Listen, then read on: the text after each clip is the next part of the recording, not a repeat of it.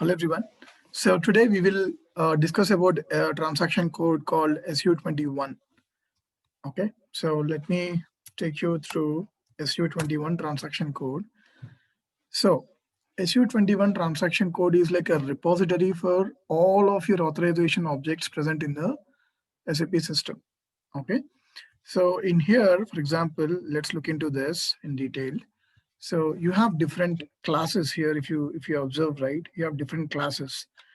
So these are all object classes. And then if you expand it, right, so you get to see the authorization objects.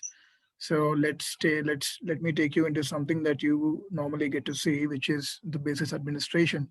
So in here you get to see the all of the authorization objects, which belongs to this particular object class. Okay, so you will be able to find out all the authorization objects in here. So and also this is used for, so this is the authorization object. So if you just double click on it, right, so you get to see the details of it. Like, so this is the object and this is the text, I mean the authorization object, the description of the authorization object, the class that it belongs to, and author. Ideally it has to be SAP, and this is the authorization field. So this is the only authorization field which is maintained for this authorization object. And then we also have something called as display object documentation. You'll be able to see what that particular authorization field does. So you will able to find out all the documentation relevant for this particular authorization field, what you can maintain, why this is being used. So you'll be able to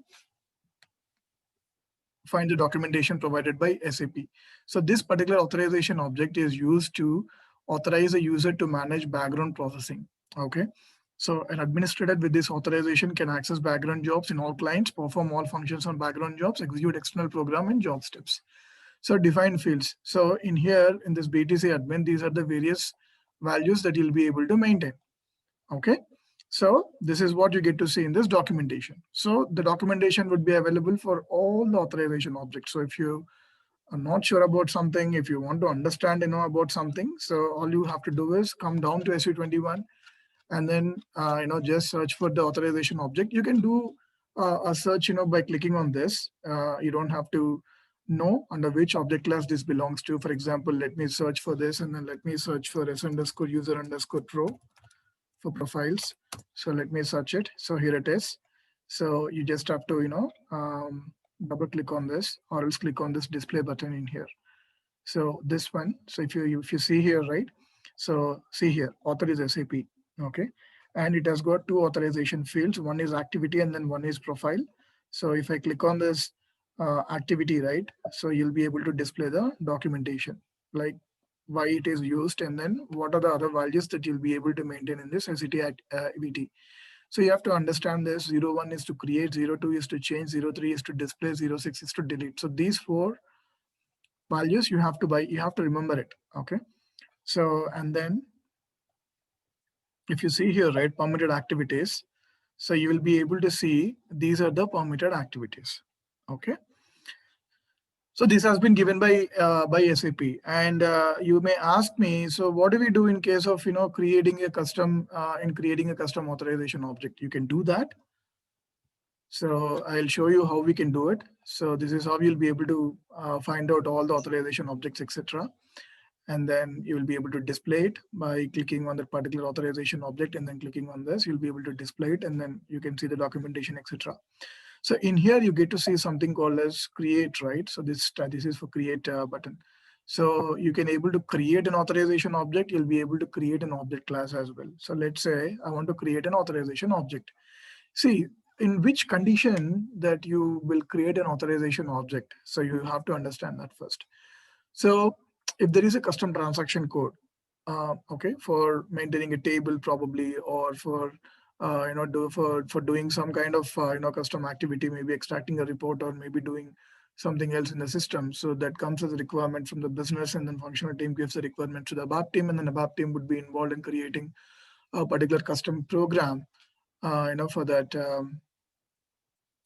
piece of custom requirement.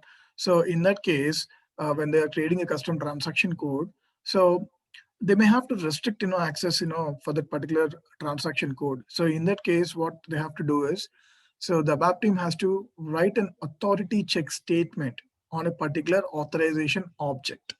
Okay. So until and unless that is done, you will not be able to restrict the access for that particular transaction code. So you have to always remember this. This is very critical when we are dealing with any custom transaction codes. So in that case, we may end up creating a custom authorization object. So let's say I want to create a custom authorization object, maybe ztest_1. Okay. And then the description is test for demo, let's say, and then class. So you can tag to an existing class, or else you can create a new class as well from the same create button. So let me say I wanted to map it to this particular class, okay, for example, and then here it's going to show the author. And then now you will have to maintain the authorization fields as well, right? Just because we give this, it doesn't suffice. So we'll have to always give the authorization fields as part of this authorization object. So click on this field maintenance. So in here, you get to see multiple authorization fields. Okay. So you get to see multiple authorization fields. So let's say I wanted to give maybe probably ACT VT. Okay. So this one. So I wanted to give, let's say, ACT VT. Okay. So I think we have only searched it. So yeah, so from here we have to just tag that particular activity that you would want it to maintain. Okay, you can give 3-4 authorization fields as well. It doesn't matter, but you need to know what has to be given. Okay, so in this case, let's go with ACTVT. Yeah, here it is. So yeah, so this is going to take activity. Okay, and now I'm going to click on save. So it's going to ask me an access key. Okay, so you have to be registered as a developer, before we do this change. So the developer key, you will be able to get this from your service marketplace. Okay, so if we have access to that, we'll be able to generate a developer key for any of the user in the landscape, and then you have to always create a developer key only for the ABAP team and not for everybody else. Okay, so when you have that key, if you just enter that key to that particular installation, you'll be able to create the authorization object. So this is how you'll be able to create an authorization object. Okay, so I'm closing it. So yeah, so in here you get to see something called as regenerate SAP all. Okay, this is an important interview question. Not everybody asks, but this is an important thing to understand. So we always talk about SAP all, right, being the wider access. If you want to assign wider access to any user, so it's going to be only SAP all. So let's say you have installed your system today, with the current version, with the current updated version, and then you're using the system. Let's say after 3 months or 4 months, you wanted to upgrade your system, or you wanted to, move to a different version. So in that case, what happens is, so you would be upgrading your system. So when you upgrade your system, so what SAP does is, so for every upgraded version, right? So it's going to give some more best practices. It's going to, create some new functionality. It's going to introduce some new functionality within SAP. So in that case, what they'll do is, so they'll create some new authorization objects. They'll create some new authorization fields. So they will keep, the system updated, all the time, right? Like, so we're talking about ECC, now we have S/4HANA. So tomorrow it's going to be something else. So, so when this happens, right? So when doing your first installation, your SAP all version would be 1, right? So you'll have all the authorization objects in your SAP all with the new system installation. So what happens after the upgrade?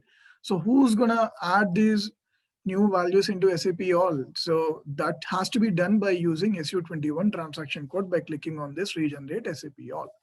So this is the only place where you'll be able to generate the profile for SAP all. So by doing that, so whatever new functionality that SAP has provided in terms of authorization objects and authorization fields, so that's going to get added into your SAP all. So then you'll be able to say that your SAP all is powerful.